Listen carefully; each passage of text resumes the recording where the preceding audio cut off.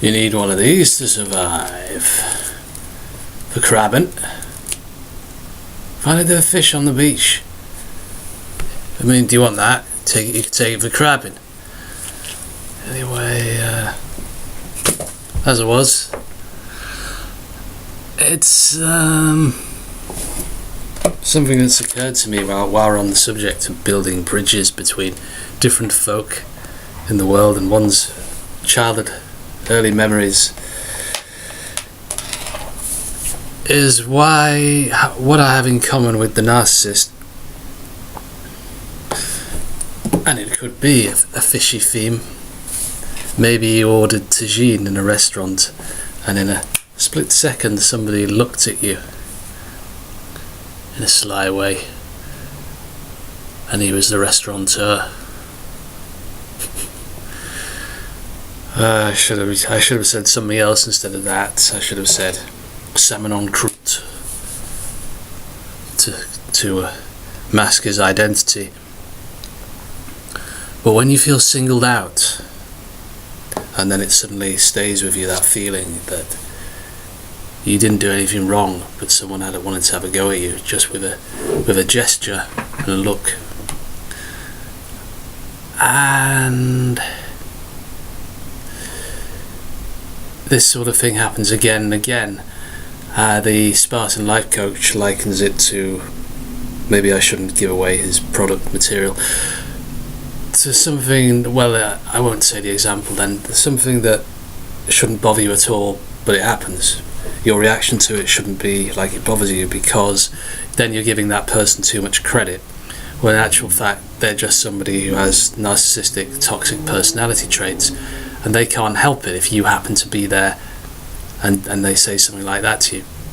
They have a very delicate view of their world and themselves in it, and rather than thinking about things when they go wrong, they're just very good at charming, aren't they? They're very good at then going, well, if I act nice like this, then everything will be nice and I'll get what I want.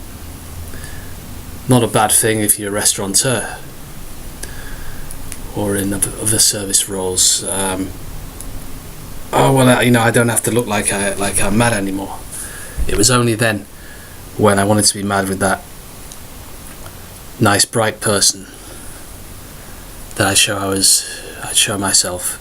But I don't have to do that with everybody, because nobody expects good service in Britain anyway, so but you can give it two. You'd have to give it two, just not all the time, if ever. And whereas you're a very close cousin if you have CPTSD with the malignant narcissist, aren't you? Because maybe even literally a close cousin. Because you're oversensitive and you have a delicate view of things too. There's a different moral reasoning involved, but you're still being silly about it. And when I read descriptions of narcissistic personality disorder, I often think, well, that's me.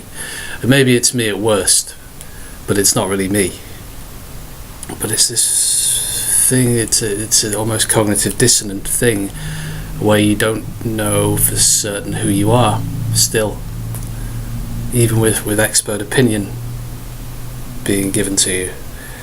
And some of them can sometimes be a little bit misleading, perhaps even disingenuous, not quite honest with you themselves in a weaker moment.